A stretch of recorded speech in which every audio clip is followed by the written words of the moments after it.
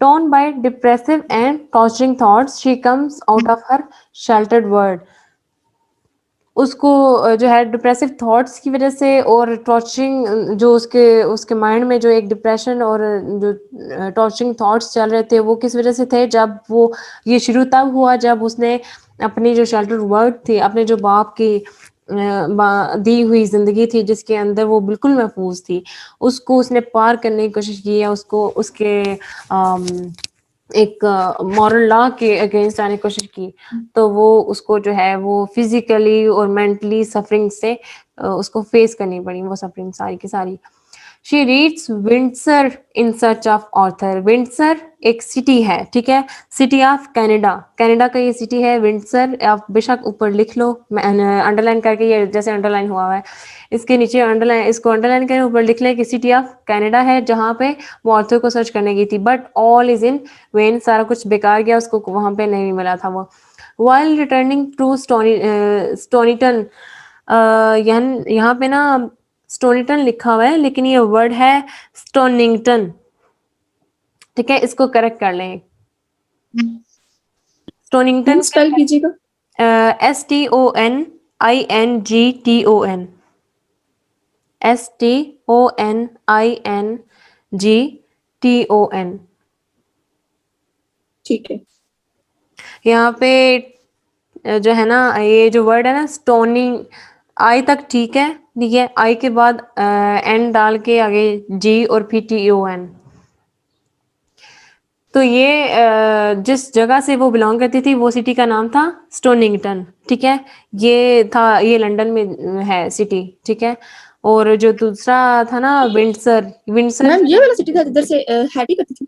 हाँ जी हैटी जहाँ से बिलोंग करती थी स्टोनिंगटन ठीक है और विंडसर वो सिटी था जहाँ पे ऑर्थर जो है बीइंग अ सोल्जर वो वहाँ पे कनाडा में रह रहा था और ये माना जाता है विंडसर जो है कैपिटल भी है कनाडा का सॉरी डिस्ट्रिक्ट है कनाडा के अंदर ना डिस्ट्रिक्ट है in search of Arthur but all is in vain while returning to Stonington she gives birth to a premature baby and to escape disgrace she leaves escape disgrace यानी कि उसको disgrace ना किया जाए इसको मॉरली कोई उस पर लान तान ना करे उसको उस पर उंगलियां ना उठाई जाए इस चीज से बचने के लिए उसने क्या किया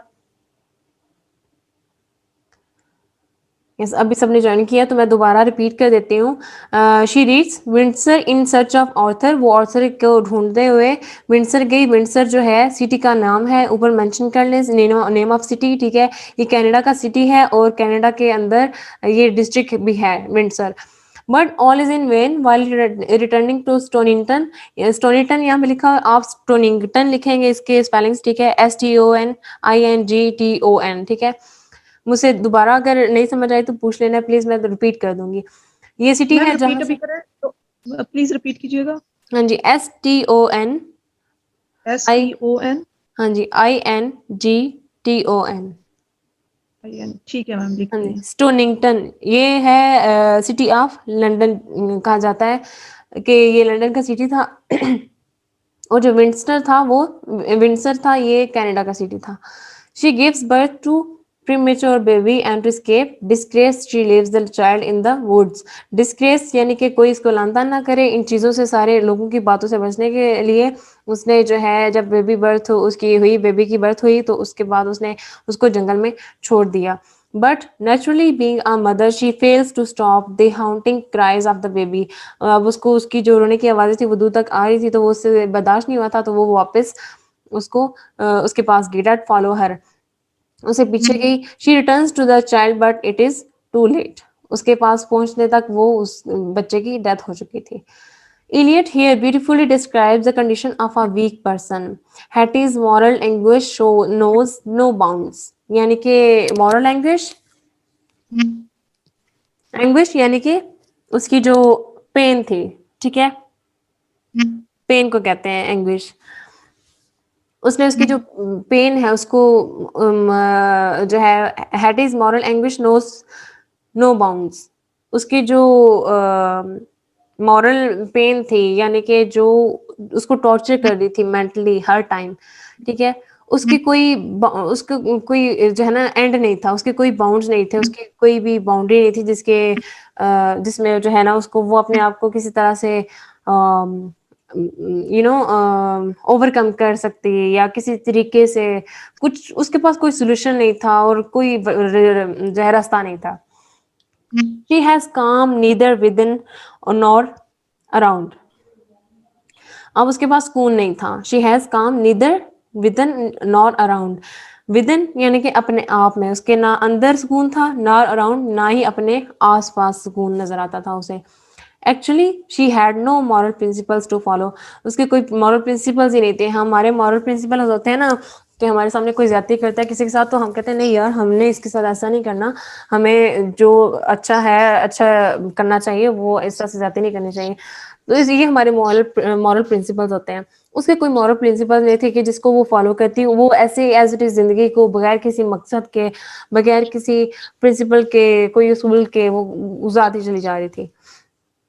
ये एक पॉइंट बन सकता है, ठीक है? कि जब आपकी ज़िंदगी में मॉरल प्रिंसिपल्स नहीं होते हैं ना, जब आपका कोई मकसद नहीं होता ज़िंदगी में, ना आपके कोई रूल्स होते हैं, ना आपकी कोई इस तरह के डिसिप्लिन होता है आपकी ज़िंदगी में, तो फिर आपकी ज़िंदगी जो है ना, आप खुद उसको अपने हाथों से बर्बाद करते हैं, ठीक है?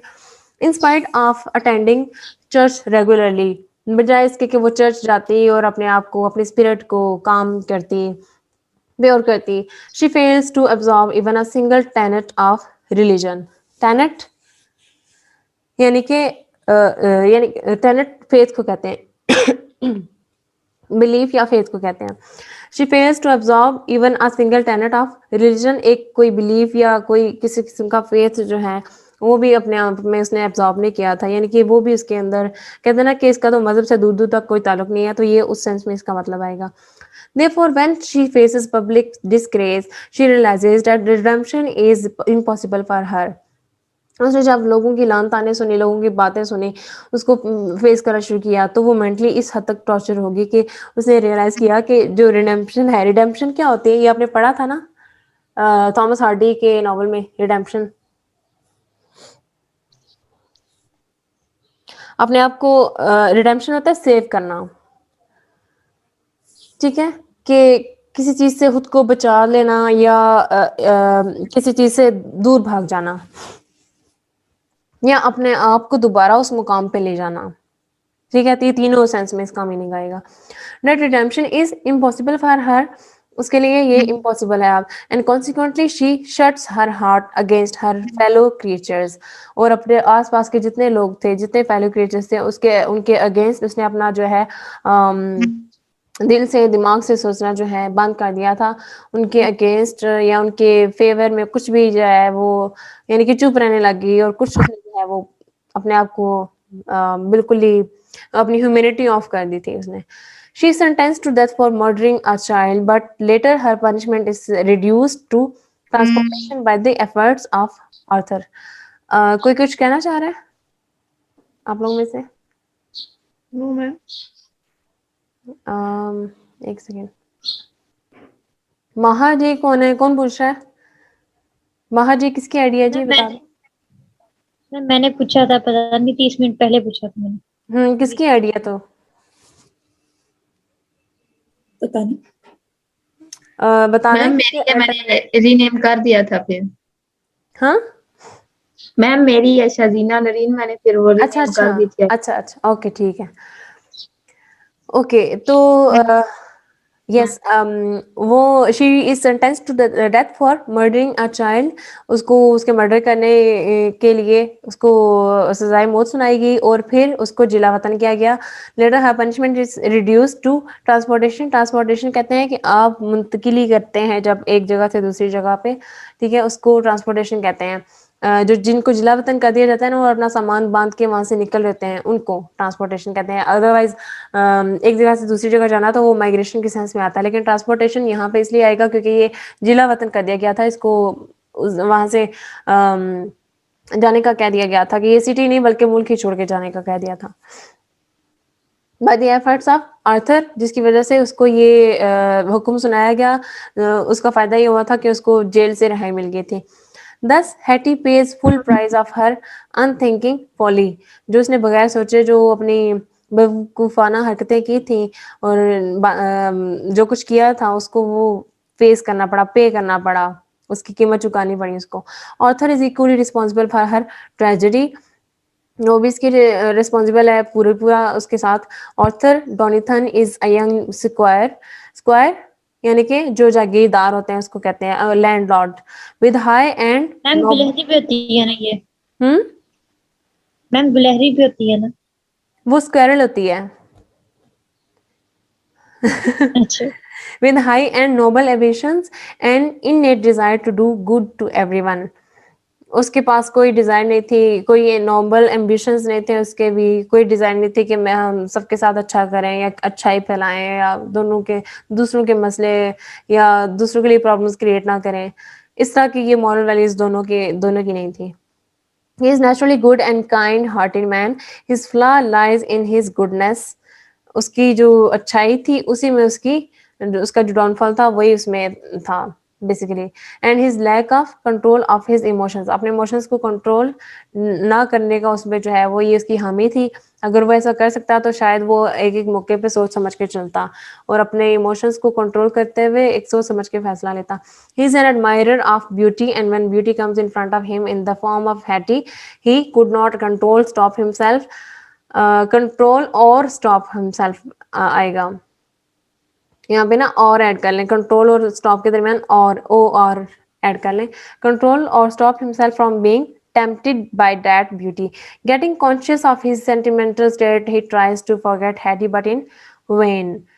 ओके इतना तो वो आपको ऑलरेडी अब पता है। If Eliot had not given the insight to his mind and thoughts, it would have been very hard to differentiate Arthur from a perfect villain, for he treats Hattie as a juicy morsel to satisfy his lust। इसमें इन lines में क्या idea कहा गया है, आप में से कोई बता सकेगा? जल्दी जल्दी बताएं, हम 15 मिनट आगे हम क्लास खत्म करें। मैम उसकी आउटर ब्यूटी के बारे में उसमें लस्ट थी ना, यही बताया गया है। और ये नहीं वो तो एज ऊपर वाले में है ना।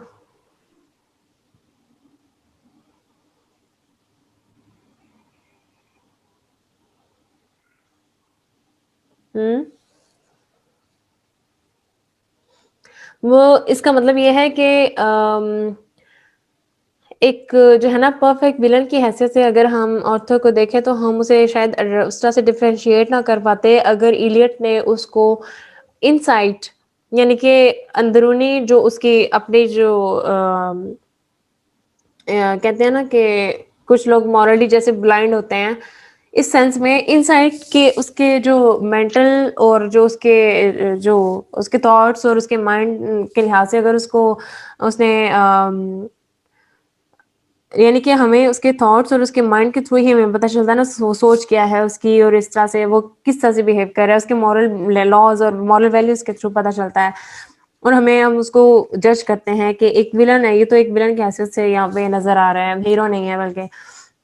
तो वो कह रहे हैं कि अगर ये उसके इनसाइट उसके माइंड में उसके थॉट्स में इस तरह की ये चीज़ें ना ऐड करती तो हमारे लिए मुश्किल हो जाता है इसको एज अ विलन आइडेंटिफाई करने में या डिफ्रेंशिएट करने में। For he treats Hetty as a juicy morsel to satisfy his lust, अपनी लस्ट को सेटिस्फाई करने के लिए उसने उसको यूज किया। जूसी मॉर्सल, मॉर्सल क्या होता है? मॉर्सल एक मॉर्सल कहते हैं छोटी सी स्मॉल क्वांटिटी ऑफ एनीथिंग, ठीक है। For he treats Hetty as a juicy morsel, एक छोटी सी क्वांटिटी, एक जूसी क्वांटिटी के तौर पर उसने जो है ना उसको लिया और खाना भी अपनी होता है ना लस्ट को सेटिस्फाई किया। मैम? ये तो खाने का नवाला भी होता है ना, छोटा सा जो होता है। हाँ कह सकते हैं कि एक छोटी सी क्वांटिटी या एक छोटा सा नवाले के तौर पे उसने उसको समझा था और अपनी लस्ट को सेटिस्फाई किया करने के लिए उसे यूज किया। It is Eliot's art of X-ray which makes her different from her contemporary writers. Arthur does hectic effort to overcome his passion to meet, even to see Hattie, only because he is naturally noble and does not want to make any scandal। वो naturally जो है वो उसको जब एहसास हो जाता है, जब उसकी वो author does hectic effort to overcome his passion to meet, कि उसकी जो अपना जो पैशन है हैटी की तरफ, ठीक है, उसकी ब्यूटी की तरफ वो अपने आप को कंट्रोल नहीं कर पाता, only because he is naturally noble and does not want to make any scandal. कोई स्कैंडल नहीं बनाना चाहता था, वो नेचुरली नोबल टाइप का पर्सन था। तो वो अपने आप को पहले तो वो अपनी जो एफर्ट्स थी वो उनको ओवरकम करना चाह अपने पैशन को करना चाह रहा था अपने एफर्ट्स के थ्रू, कि लाइक मुझे इससे दूर रहना चाहिए या इस पैशन में इन्वॉल्व नहीं होना चाहिए, लेकिन बाय द टाइम वो ऐसा कर देता है, हो जाता है इसमें involve. But all his efforts prove in when when he finally reached the wood to see her. Eliot comments, it is the favorite stratagem of her passions to shame a retreat and to turn sharply round upon us at the moment we have made up our mind that the day is our own. कुछ समझ आई इस line की?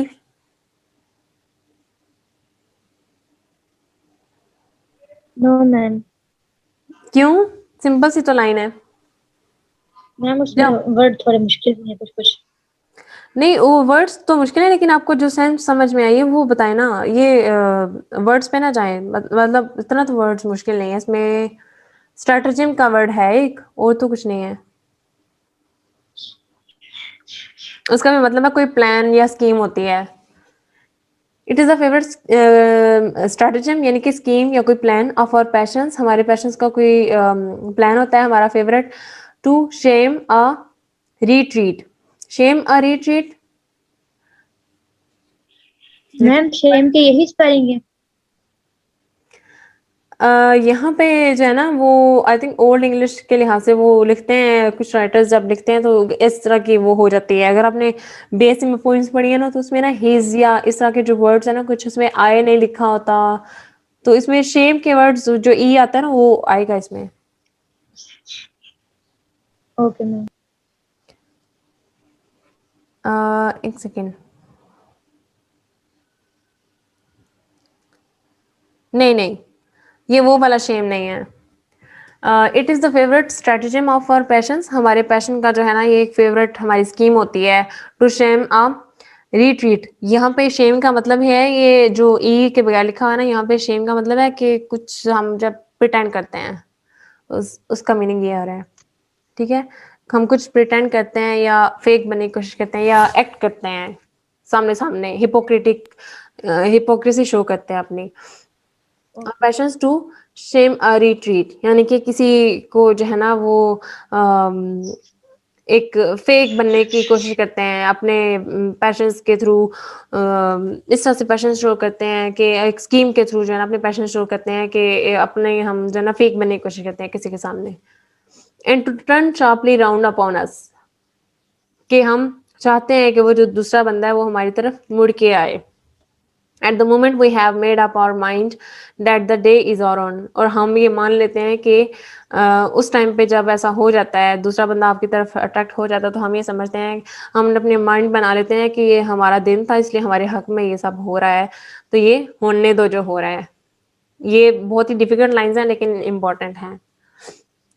Thus, true author Eliot brings to light this psychological fact that the more one tries to suppress a passion, जितना कोई अपने passion को suppress करने की या दबाने की कोशिश करता है, the more it grows stronger, उतना ही वो ज़्यादा stronger और fierce होता जाता है। Author also suffers from the deep spiritual anguish like Hattie, उसी डीप स्पिरिचुअल पेन से गुजरा जिससे हैटी ने फेस किया था अपनी जिंदगी में। He tries his best to reduce the intensity of the catastrophe which he had inflicted on himself, on Hattie, on Poissers and on Adam, but could not save Hattie from transportation. However, by going away, ये उसकी जो है वो story का थोड़ा सा बताया जा रहा है नीचे।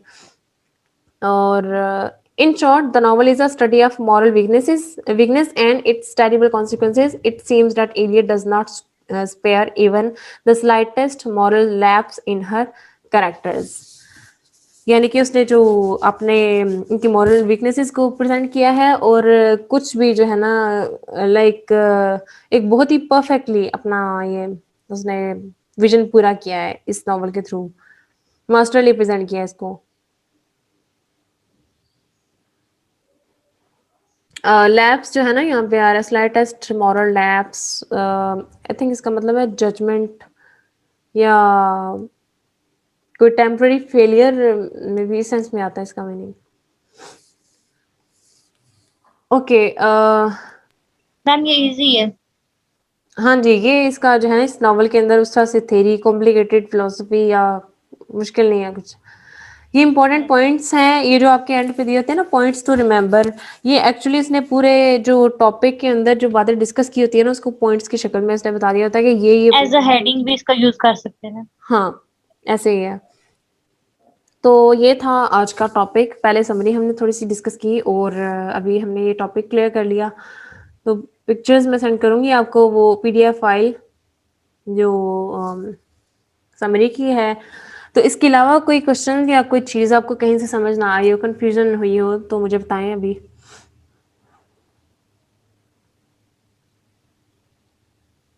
No ma'am. हाँ जी, सो गए हो सारे? No ma'am. लग मैम ये जो ऊपर जो भी आपने बताया था इट इज द फेवरेट, ये वाला मुझे ठीक से समझ नहीं, ये लाइंस जो बोल्ड है ये मुझे समझ नहीं है। एक सेकंड।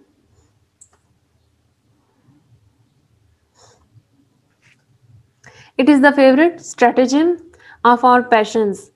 वो कहता है कि जब हम किसी के लिए कोई पैशन फील करते हैं ना, यानी कि लव पैशन हो या इस तरह के, बेसिकली वो लव पैशन के बारे में बात कर रही है यहाँ पे कि किसी के बारे में हमारे कोई भी इस तरह के पैशंस डेवलप होते हैं ना, तो हम एक स्कीम चलते हैं, हमारी ये फेवरेट स्कीम बन जाती है क्या कि हम दूसरों को फेक तरीके से अपनी तरफ अट्रैक्ट करने की कोशिश करते हैं। स्ट्रेटेजिम यानी मतलब कि बहुत बढ़ा चढ़ा कर बयान करते हैं कि हम बहुत अच्छे फेक हैं, बन ये के, वो अट्रैक्ट करने के लिए, अट्रैक्ट करने के लिए। हाँ, यानी कि जैसे लड़के हैं ना तो अगर ये या लड़कियां तो ऑब्वियसली अब मेकअप शेकअप करके तो इस तरह से अट्रैक्ट करने में अपनी ब्यूटी अट्रैक्ट कर लेती हैं इस तरह से। जो लड़के हैं वो क्या करते हैं अपने लुक से या अपने जो तौर तरीके हैं अपने चलने से या अपनी ड्रेसिंग से, वो भी इस तरह के हरबे इस्तेमाल करते हैं, लुक्स इस तरह के देते हैं कि वो मतलब उनके जो दूसरा जो कुछ लाइक जैसे हैटी टाइप की जो मॉरली वीक लड़कियां होती हैं वो उसे अट्रैक्ट इस तरह की मदद से हो जाते हैं। तो वो बेसिकली ये कह रही है कि ये हमारी फेवरेट स्कीम होती है जब हम किसी पैशन में इन्वॉल्व होते हैं ना, लव पैशन में, तो हमारी ये फेवरेट स्कीम बन जाती है to shame a retreat. Retreat कि हम जो जो है ना एक फेक बन के हम एक काम को जो है ना दोबारा से अपने तरीके से करने की कोशिश करते हैं। पहले हम अपने पैशंस को उसने जैसे कंट्रोल किया ऑर्थर ने, लेकिन उसने फिर उसको रीट्रीट किया, यानी कि दोबारा से अपने पैशंस को ट्रीट किया, रीट्रीट उस सेंस में कि अपने पैशंस को रीट्रीट किया फेक बन के। शैम होता है फेक बनना या एक्ट करना। And to turn sharply around upon us कि हम जिसके लिए ये पैशंस आप फेक बनते हो, हम चाहते हैं कि दूसरा बंदा हमारी तरफ टर्न अराउंड करे, ठीक है, हमारी तरफ। At the moment we have made up our mind, और उस मोमेंट में हम अपना दिमाग ऐसे बना लेते हैं, अपनी सोच ऐसी बना लेते हैं, हम ये समझते हैं कि that the day is our own, कि उस टाइम पे अपने पैशंस में इस हद तक हम इन्वॉल्व होते हैं कि हम कहते हैं कि ये अब ये हमारा दिन है, हाँ, हमने जो सोचा है हम वो कर लेंगे, ठीक है। यानी कि अपने लुक्स से या अपने पैशंस को फेकली प्रेजेंट करते हुए दूसरे बंदे को हम देखते हैं कि वो हमारी किस बात से अट्रैक्ट हो रहा है, उसको हम यूज़ करते हैं, उसके सामने फेक बनते हैं और फिर उसको अपनी तरफ अट्रैक्ट करते हैं और फिर समझते हैं कि ये हमारा दिन था, ये इसलिए हमारा जो है हमारे साथ अच्छा हो गया, हम अपनी जो पैशन में या अपनी कोशिश में कामयाब हो गए, अपनी स्कीम में कामयाब हो गए। तो बेसिकली एक्चुअली इनफैक्ट आप आजकल देखें तो यूनिवर्सिटीज़ या कॉलेजेस में इस तरह के सीन्स होते हैं जब, तो इसी तरह से स्कीम्स चल रही होती हैं ना कि गर्ल्स या बॉयज़ एक दूसरे को अट्रैक्ट करने के लिए कोई ना कोई स्कीम यूज़ करते हैं। अब अट्रैक्ट करने के लिए वो फेक बन जाते हैं, बाद में पता चलता है कि ये तो उसकी फेकनेस थी, हिपोक्रेसी थी, उसने शो ऑफ करने की कोशिश की और ये तो अंदर से कुछ और है, ये है वो है। तो वो जो दूसरा बंदा है वो आपको धोखा दे रहा होता है, वो ये समझ रहा होता है कि मेरा तो दिन था, मेरा तो आज दिन बन गया, मैंने तो इसको अपनी स्कीम में जो है मैंने कामयाब हो गया, मैं तो फंसा लिया इसको अपने जाल में। तो ये और जो है मैम ना इमोशंस को ना कंट्रोल करने के कितने बुरे उसको नताइज पेश आए हैं नॉवल में। एग्जैक्टली एग्ज़ैक्टली आपने जो है ना इमोशन को ना कंट्रोल करने का एक वो जो सीन है ना, यही इसमें सारा यही आ जाता है। जितने ऑर्थर के जितने भी सीन्स थे जहाँ-जहाँ पे आप जिसको चाहे आप उठा सकते हैं। जैसे ये एडम बेट के कहने में उसने वो जाने की कोशिश की, तो चाहता तो वो अपने इमोशंस को कंट्रोल करता, अपने आप पे एडम की जो बातें हैं या उसकी सोच है, अपने आप पे उसको हावी ना होने देता, अपने इमोशंस को कंट्रोल करता और एक अच्छा डिसीजन ले सकता था। Yes ma'am. दबाव में आ गया था ना, वो एडम बेट के दबाव में आ गया था क्योंकि उसने उसे मारा था और फिर उसे प्रेशराइज़ किया था, तो वो उसके दबाव में आ गया था। तो अपने इमोशंस को उसके सामने कंट्रोल ना कर पाया। मैम मुझे ये समझ नहीं आ रही इन्होंने एडम को हीरो क्यों बनाया फिर? ये बड़ी गलत बात की ये उन्होंने। ये आपकी अपनी मर्ज़ी है। अब आप खुद सोच लें कि हीरो कौन है फिर इसमें? फिर तो बेचारे आर्थर को बनाना चाहिए था मैम योब अगर राइट देखा की जाए तो तरह। दोनों ने गलत ही किया, तो फिर इसमें हीरो मुझे तो समझ नहीं आ ना रहा। ना माँ वो बेचारा है। नहीं मतलब ये जैसे जैसे क्लाइव ना उसने था सफ़र वो तो भी किया, सफ़र बेचारा। तो किया था ना। हीरो तो वही हाँ होता है ना जो सफ़र एग्जैक्टली करता है। नहीं हीरो एग्जैक्टली। तो स्टैंड ले। नहीं, नहीं, लेकिन देखिए ना एडम ने ज़्यादा बुरा किया या आर्थर ने ज़्यादा बुरा किया? मुझे ये बताएँ। एड- मैम मैम दोनों ने मैम अपना-अपना मैम रोल दोनों प्ले आर्थर किया। ने ज्यादा बुरा किया है। इक्वली गलत थे दोनों नहीं, नहीं, इक्वली गलत थे। इक्वली मना नहीं नहीं कह चाहिए था सकते। छोड़ के, और इसको उसे मना नहीं करना चाहिए था। इसे चाहिए था कि उनकी सुलह करवा देता, फैमिलीज़ को ये मनवा देता। जेलिस हो गया था ना कि मतलब हैटी उसके साथ है, शायद ऐसा कुछ था तो इस वजह से। इस वजह लेकिन से। दोनों इक्वली गलत नहीं हो सकते। दोनों इक्वली गलत नहीं थे, दोनों गलत थे लेकिन ज़्यादा कसूर आर्थर का था। एडम का नहीं था, आर्थर का था। अगर वो मॉरली वीक ना होता आर्थर का ज्यादा कसूर है। हाँ, एग्जैक्टली अगर वो मॉरली वीक ना होता तो इस तरह एग्जैक्टली की हरकत ना करता वो। तो ज़्यादा कसूर उसका था, तो एडम जो है बिल्कुल। फिर भी उससे बेहतर था। उसने इस तरह की कोई हरकत अपनी ज़िंदगी में किसी औरत के साथ ऐसा नहीं किया था। तो बेसिकली इस वज़ह से उसे हीरो कहा गया है कि वो इसे हिस एक मैम जिसकी मैम उसके साथ उसने शादी हुई उसने थी खुद वो तो उसके नहीं साथ ठीक था। अगर मैम हमें उसकी खुद शादी तो भी तो उसने हो गई नहीं थी। की लेकिन उसने। अच्छा बोलो रिमशा बोलो बोलो। हम तुम सो ही रहो वरना तुम्हें सुन के हमें भी नींद आ जाएगी। मैं नहीं यार मेरी कजन साथ सोई भी है तो मैं बड़े तरीके से बोल रही हूँ। मैं सिर्फ ये कह रही हूँ कि अगर एडम ने खुद कुछ नहीं किया लेकिन वो किसी और के लिए तो बना ना मसला। यही मैं उसी के कहने लगी थी कि जो जो वजह उसने से ऑर्थर ने छोड़ा ना।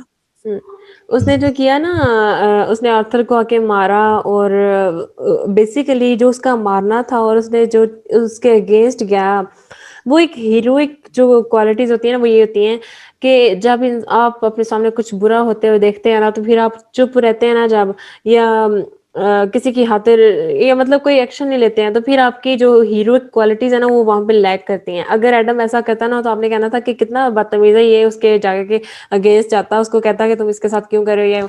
लेकिन इसने ऐसा किया, वो इसकी हीरो क्वालिटीज़ थी, इसीलिए उसको हीरो कहा गया कि वो उसने एक गलत चीज़ देखी ना अपने सामने होते हुए, तो उसने उसके अगेंस्ट जाने की कोशिश की। अब वो जेलसी थी या नहीं थी, ये आप एक दफ़ा समरी पढ़ना और फिर अगर आपने कह सकते हैं ना कि जेलसी है, तो फिर आपके पास पॉइंट्स होने चाहिए उसको लिखने के लिए। अगर आप उसको हीरो लिख रहे हैं, तब भी आपके पास पॉइंट नहीं अगर अगर उसको लग रहा था कि गलत हो रहा है तो फिर उसको प्रॉपरली एक चीज को लेके चलना चाहिए था ना। Exactly, exactly. वो प्रॉपरली तो नहीं लेके चला उसने ऑर्थर को मना कर दिया और उसने मतलब जो हैटी थी उसको नहीं बताया कि यार ये मसला है तो इस वजह से ये हाँ, होगा। तो उसको लेकिन उसको भी बताना चाहिए था ताकि वो इस तरह की हरकत ना करती। हाँ, तो ये चीज़ जो है ना उसने एक्चुअली जॉर्ज इलियट ने यही चीज़ क्रिटिसाइज़ करने के लिए ये चीज़ें सारा नॉवल लिखा कि हम ज़िंदगी में ऐसा करते हैं, लेकिन हम खुद ये जानने की कोशिश नहीं करते कि हम कर क्या रहे हैं। जैसे कि मैं एक एग्ज़ाम्पल देती हूँ आपको कि मेरी एक क्लास फेलो थी मैट्रिक की, तो बिनेश नेम था उसका। तो हम लोग फर्स्ट ईयर नहीं थर्ड ईयर, फोर्थ ईयर में भी ना एक ही कॉलेज में पढ़े थे। तो मैंने सिर्फ़ उसे थर्ड ईयर में देखा था, फोर्थ ईयर में मैंने उससे नहीं मिली थी। हालाँकि सेम ही कॉलेज में हम लोग पढ़ रहे थे और उसका सेक्शन और था, मेरा और था। मैंने आईटी रखा हुआ था और उसने जो है आई थिंक उसकी ये आर्ट्स थी। तो मुझे जो है ना उसके बाद मेरी उससे मुलाकात नहीं हुई, लेकिन जब मैं मास्टर्स कर रही थी तो मेरी एक फ्रेंड एमफिल कर रही थी, क्लास फेलो थी। तो हम लोग काफ़ी टाइम बाद मिले, वो भी हमारी मैट्रिक की क्लास फेलो थी। तो हम लोग काफ़ी टाइम बाद मिले तो मेरी उससे फर्स्ट टाइम जो है इस तरह से डीपली हम लोग एक-दूसरे से मिले और फ्रेंडशिप हुई। तो मुझे उसके थ्रू पता चला कि बिनिश की डेथ हो गई है। तो मैंने उससे पूछा कि क्या हुआ है? उसने मुझे पिक्चर सेंड की तो उसका ना फेस बहुत ही मतलब मुझे कंदील बलोच की याद आ गई थी कि उसका फेस स्वेल हुआ हुआ था, उसके गर्दन पे वो निशान थे उसको जिस तरह से मारा गया था। तो वो कहती है कि इसके भाई ने भी इसको एज़ इट इज़ ही मारा है। यानी कि उसकी जो हमारी क्लास वाली थी विनिश उसको उसके भाई ने कत्ल किया था, ठीक है? तो वो क्यों किया था? ये उसके अब देखो उसके भाई की ये मॉरल वीकनेस थी कि उसने जब उसे पता चला कि उसकी बहन किसी को लाइक करती है, किसी से शादी करना चाहती है, तो उसने उसकी बहन को मार दिया। ये क्यों मतलब उसमें इन्वॉल्व है और ये वो हमारी नहीं सुन रही है ये वो, इसने उसको मार दिया। तो ये उसकी मॉरल वीकनेस थी, अगर वो चाहता तो अपनी बहन की उसकी मर्ज़ी से शादी कर देता। इसमें जो है वो गैरत के नाम पे इसमें कौन-सी गैरत वाली बात थी? मतलब ये उसकी मॉरल वीकनेस थी। ये चीज़ें हम अपनी ज़िंदगी में करते हैं, हमारे आस-पास लोग ये कर रहे हैं, लेकिन हम जब हमारे पास नॉवल या ड्रामा आता है ना, तो हम बहुत ईज़िली कमेंट कर देते हैं, लेकिन हमारे पास जब आस-पास हो रहा होता है या हम खुद कर रहे होते हैं ना, हम इन चीज़ों को फिर उस तरह से क्रिटिकली नहीं देखते हैं। या हमारी फैमिली में या हमारे आपस के लोग कर रहे होते हैं ना, तो फिर हम उनको क्रिटिसाइज़ नहीं करते हैं। हम कहते हैं नहीं ये लड़की की तो हरकतें ऐसी थी इसलिए इसने जो किया ठीक किया, इसको ऐसे ही करना चाहिए था वगैरह-वगैरह। तो मैम हमारे गांव में 11 इयर्स की ना एक बच्ची थी छोटी सी, हुँ, तो उसका रेप केस हुआ तो उसकी नाना ने उसको क्या होता जहर दे दिया सिर्फ इस बात पे। मैं वो थी बच्ची, उसको खुद नहीं पता था उसके साथ क्या हुआ है। हुँ। तो ये हमारी जो है ना मॉरल वीकनेसेस होती है, बेसिकली उसने ना इसी चीज़ को क्रिटिसाइज़ किया है कि हम पैशन में आके बहुत कुछ कर जाते हैं बगैर सोचे और इसका असर दूसरों की ज़िंदगी पे क्या पड़ता है, ये हमें बाद में पता चलता है, बाद में हम समझते हैं और तब तक बहुत देर हो चुकी होती है। तो आप लेकिन मैम अपने उसके भाई ने मैम भी तो फिर गुनाह ही अपने किया ना, हाँ किसी को जी, कत्ल करना जायज तो नहीं। किसी को तो है चलो अपनी सगी बहन को मतलब इसमें कौन-सी गैरत वाली बात है? बहन को कत्ल करना कोई गैरत वाली बात है? लेकिन देखिए ना मैम, हमारे तो मज़हब ने भी इजाज़त दी हुई है ना कि अगर बच्ची आप पूछें, बच्ची से पूछें जहाँ पे उसका है, उसको चुप करके कर दें। ये एग्ज़ैक्टली तो उसका ऐसे एक शरई हक है ना। ऐसे ही है। लेकिन ये हमारी कर सोसाइटी का कलाओ तो बहुत वो इश्यू है। मसाइल। यस मैम, ये बहुत ज़्यादा है। लोग लेकिन अपनी यहाँ पे फिर गैरत को मैम लैक ऑफ एजुकेशन भी आ जाती है ना। हाँ, जाहिलानापन नहीं मैं बताऊँ एक बहुत पढ़े-पढ़े ये पढ़े-लिखे नॉवल भी लोग काफी हद तक रियलिटी बेस्ड है। ये उसने ये देखिए उसने ना मैंने आपको स्टार्ट में बताया ये जब ये टॉपिक स्टार्ट किया उसने ज़िंदगी की फ़िलॉसफ़ी ले पे ये लिखा हुआ है। ठीक है? ज़िंदगी की फ़िलॉसफ़ी यही है ना कि हम इंसान ये यही करते हैं, जो भी हम डिस्कस किया हम यही कर रहे हैं। ये चीज़ें ना अभी हमने जो डिस्कशन कर रहे हैं, जो पॉइंट्स मैं आपको बता रही हूँ, आप इसी तरह से जब आपका पॉइंट ऑफ व्यू माँगा जाए या जब आप कोई क्वेश्चन, कोई टॉपिक डिस्कस करोगे, तो आप इसी तरह से हर एक चीज़ को एक्सप्लेन करोगे अपने पेपर के अंदर। तो एक्चुअली ये ज़िंदगी की रियलिटी उसकी ने फ़िलॉसफ़ी प्रेज़ेंट की है हमारे सामने कि ज़िंदगी में ये भी होता है, हम इस तरह से भी करते हैं, अब हमारे आस-पास ऐसा होता है, सिर्फ़ एक प्रॉपर वो उस एज में नहीं हुआ था बल्कि अब भी ऐसा होता है। ठीक है? तो मैम हम अपना दे सकते हैं ना आंसर, लिख सकते हैं ना। खुद से लिख सकते हैं लेकिन हाँ, अपने ये है अपने ना इंटर से। अपने सोसाइटी की एग्ज़ाम्पल नहीं डालनी बीच में या दूसरा किसी राइटर का नाम नहीं डालना बीच में। ओके, ओके, आप ओके। ये कह सकते हो कि ये ज़िंदगी की उससे फिर रियलिटी पता है। है क्या, मेरी बात सुनो, मैंने हाँ जी। मैम उसमें हाँ, हम पता है क्या कर सकते हैं, हम एक आध लाइन ही जो है वो अपने पास से डाल सकते हैं, बाकी हमें सारे बुक्स के रेफरेंसेस ही डालने पड़ेंगे। हाँ, ठीक बुक्स है के कि मैंने रेफरेंसेस अब डालने पड़ेंगे ना, आप अपने से पता क्या डालोगे? आप अपने से डालोगे जो आपने कहा कि हमारे अकॉर्डिंग जो एडम ने उसको मारा और वहाँ से उसको कहा कि लेटर लिखो हैटी को यहाँ से चले जाओ, तो ये हमारे अकॉर्डिंग ये उसकी जेलसी थी। यानी ये हमारा पॉइंट ऑफ व्यू है, ठीक है? हमें ये हमने किसी टॉपिक के अंदर नहीं पढ़ा अभी तक, ठीक है? तो ये हमारा पॉइंट ऑफ व्यू है कि वो उसकी जेलसी थी जिसके अंदर जिसके इन्फ्लुएंस में आके उसने पैशनेट होके उसको मारा और उसे जाने पे मजबूर कर दिया। तो ये आप इस तरह के पॉइंट्स जो है ना ये आपके अपने पॉइंट्स होंगे जो आप खुद उसमें से निकाल के अपनी राय देते हुए उसको जस्टिफाई करोगे।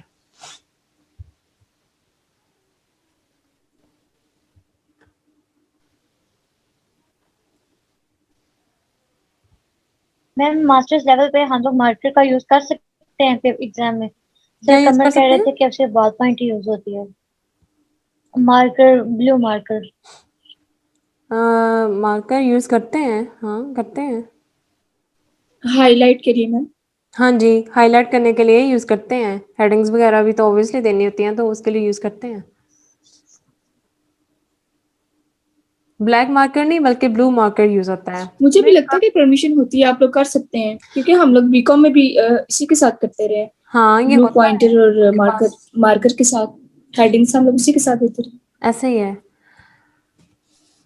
अच्छा जी, तो किसी को कुछ समझ ना आया हो तो बताएं मुझे। मैम आज तो बहुत अच्छे से समझ आ गया। अच्छा, पहले नहीं थी आई? टॉपिक ऐसा था ना, टॉपिक ऐसा था। अच्छा नहीं मैम, पहले भी आई थी। पता क्या होता है, बड़ा अजीब सा आज था। बिल्कुल भी बोर भी नहीं हुए, बहुत जब अच्छा। टॉपिक बोर नहीं हुए, ये था कि मतलब स्टार्ट से पूरा स्टार्ट किया ना तो मतलब सही समझ आई। जब टॉपिक हमारे इंटरेस्ट का होता है ना तो फिर हम बोर नहीं होते। जब हमारे इंटरेस्ट का ना हो ना, हम उस पर बोर हो जाते हैं। हम कहते हैं "हाँ, ये इतना बकवास इसने लिखा हुआ है, ये है वो है"। लेकिन मैम ये जो नॉवल है ना, इसके सारे मजे के हैं। अगर हाँ। देखा जाए ना तो हर एक की थीम थोड़ी बहुत डिफरेंट है, लेकिन इंटरेस्टिंग है सारे। ऐसे ही है। नहीं यार, द रिटर्न ऑफ नेटिव बहुत बकवास था। मुझे मुश्किल लग रही है, क्लासिकल पोएट्री लग रही है और प्रोज मुश्किल लग रही है, बाकी तो सब ना ठीक थोड़ा ही सा है। मैं ट्रस्ट, क्लासिकल मुझे पोएट्री आप भी खुद लग रही अभी है। कुछ हो रहा है। मैम मुझे ट्रॉसर ने फिलॉसफी लिखी पोएट्री हुई है। मुश्किल है मैम। हाँ, चौसर बहुत क्लासिकल बकवास है, पोएट्री, और एक the return of the native बहुत बकवास है। क्लासिकल पोएट्री में आपको जो ना समझ आए वो आप बताना ना, मिस को बताया करें ना। नहीं नहीं, वो तो ठीक पढ़ा रही हैं हमें, मुझे समझ नहीं आ रही, मुझे अच्छा मुश्किल अच्छा लग रही है वो। अच्छा। मैम जो चलें उसका टेक्स्ट है ना, वो थोड़ी सी लाइंस काफी ज्यादा है, वो करते हुए भी थोड़ी सी प्रॉब्लम हो रही है इस चलें, वजह से। आप शेयर कर दिया करो ग्रुप में, मैं आपको गाइड कर दिया करूंगी। अगर मिस तो ऑब्वियसली उनकी भी क्लासेस होती हैं, वो बिजी होती हैं डेली। तो ओके मैम। चलें, आपकी क्लास का टाइम 10 मिनट ज़्यादा हो गया है।